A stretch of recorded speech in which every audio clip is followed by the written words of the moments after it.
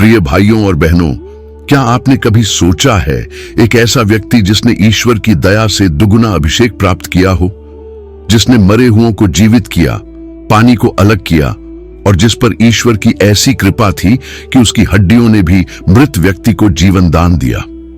जी हां, हम बात कर रहे हैं परमेश्वर के महान नबी एलिशा की।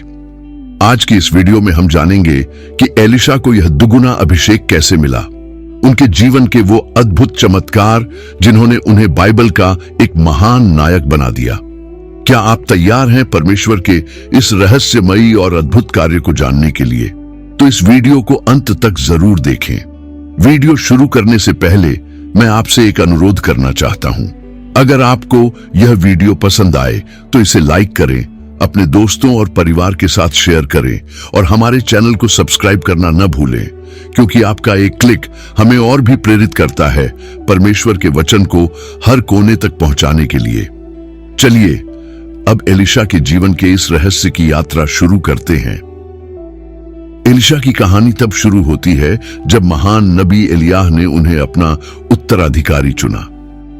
एलिशा उस समय खेत जोत रहे थे जब एलियाह ने अपना चोगा, जो भविष्यवक्ता के अधिकार का प्रतीक था, उस पर डाला। यह संकेत था कि अब एलिशा को परमेश्वर ने एक बड़ी जिम्मेदारी के लिए बुलाया है। एलिशा ने तुरंत अपने परिवार और खेत को छोड़ दिया और पूरी तरह से एलियाह की सेवा और परमेश्वर के कार्य में लग गए। जब एलियाह को पता चला कि उन्हें स्वर्ग में ले जाया जाएगा, तो उन्होंने एलिशा से पूछा कि वह उनसे क्या चाहते हैं। एलिशा ने साहस के साथ कहा, मुझे आपका दुगुना अभिषेक चाहिए। यह अभिषेक किसी सांसारिक शक्ति के लिए नहीं, बल्कि परमेश्वर की सेवा में अधिक प्रभावी बनने के लिए मांगा गया था। एलियाह ने कहा, यदि तुम मुझे स्वर्ग जाते हुए देखोगे तो तुम्हारी यह इच्छा पूरी होगी। यह एलिशा की आत्मिक प्यास और विश्वास का परिचय देता है। जब एलियाह को अग्निरथ द्वारा स्वर्ग उठा लिया गया, तो उसने अपना चोगा एलिशा के लिए छोड़ दिया। एलिशा ने चोगा उठाया और यरदन नदी पर मारा और कहा, एलियाह का परमेश्वर कहां है?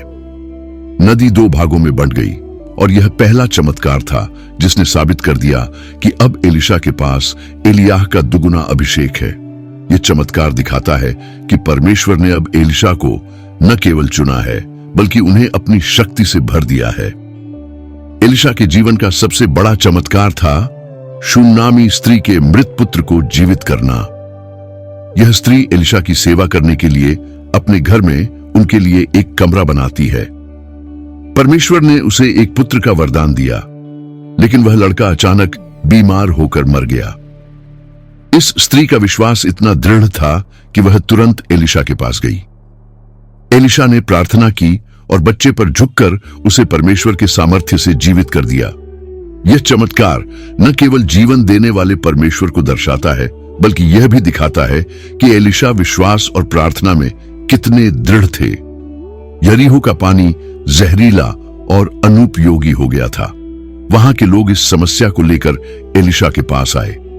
एलिशा ने एक कटोरे में नमक लिया और उसे पानी के स्रोत में डाल दिया। उन्होंने कहा, परमेश्वर कहता है, मैं इस पानी को शुद्ध करता हूं। अब इसमें न तो मृत्यु होगी और न ही किसी प्रकार की हानि। पानी तुरंत पीने योग्य हो गया। यह चमत्कार परमेश्वर की शुद्ध करने वाली शक्ति का प्रतीक है। एक विधवा जो कर्ज में डूबी थी और अपने बेटों को गुलामी में बेचने के लिए मजबूर थी, वह मदद के लिए एलिशा के पास आई। एलिशा ने उसे अपने घर के सभी खाली बर्तन लाने और उनमें तेल डालने को कहा। वह चमत्कारिक रूप से तब तक तेल भरती रही जब तक सभी बर्तन भर नहीं गए। उस तेल को बेचकर विधवा ने अपना सारा कर्ज चुकाया और अपने परिवार का पालन पोषण किया। यह चमत्कार परमेश्वर की प्रचुरता और देखभाल को दिखाता है।